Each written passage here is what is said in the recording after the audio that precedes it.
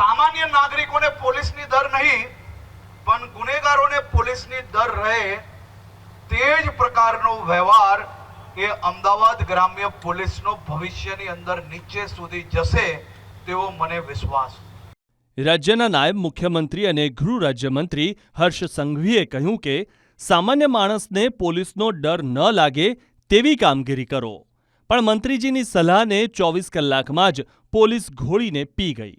ગૃહ રાજ્યમંત્રીએ ગુંડાઓની સર્વિસ કરવાની છૂટ આપી છે, પણ હવે પોલીસ કોમન મેનની સર્વિસ કરી રહી છે। છેલ્લા 24 કલાકમાં ગુજરાત પોલીસની લુખ્ખી દાદાગીરીની એવી ઘટનાઓ સામે આવી જેને મહિલાની મર્યાદા અને વેપારીના માનને તાર-તાર કરી નાખ્યું।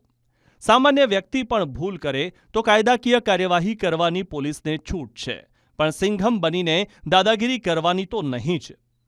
તસવીરમાં જે દ્રશ્યો જોઈ રહ્યા છો તે અમદાવાદના છે, જ્યાં મહિલાને રોકી અને મહિલા સાથે ચડભડમાં પોલીસવાળાએ સીધો જ લાફો ઝીકી દીધો।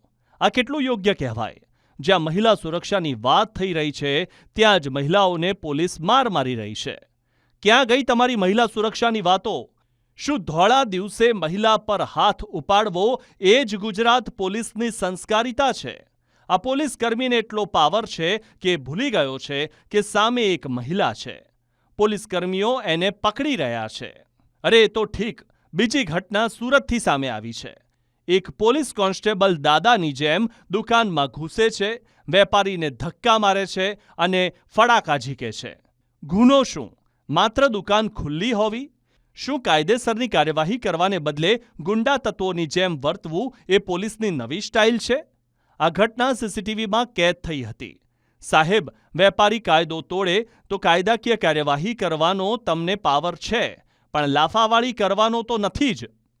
ત્યારે અહીં સવાલો એ થઈ રહ્યા છે કે ગુજરાત પોલીસ નાગરિકો સાથે આવું વર્તન કઈ રીતે કરી શકે? ખાખી પોતાની મર્યાદા ભૂલી રહી છે અને જેમ ફાવે તેમ વર્તી રહી છે। ત્યારે લોકોમાં પણ આવા પોલીસ કર્મીઓ વિરુદ્ધ રોષ જોવા મળી રહ્યો છે। ત્યારે સરકારને પણ અપીલ છે કે આવા પોલીસવાળાઓને ઘરે જ બેસાડી દેવા જોઈએ અને કડક કાર્યવાહીનો દાખલો બેસાડવો જોઈએ, તો જ અન્ય પોલીસ કર્મીઓને ખબર પડશે। ખાખી પોતાની મર્યાદા ભૂલીને બેફામ બની છે। જનતાના ટેક્સમાંથી પગાર લેતી આ પોલીસ જનતાના ગાલ લાલ કરી રહી છે।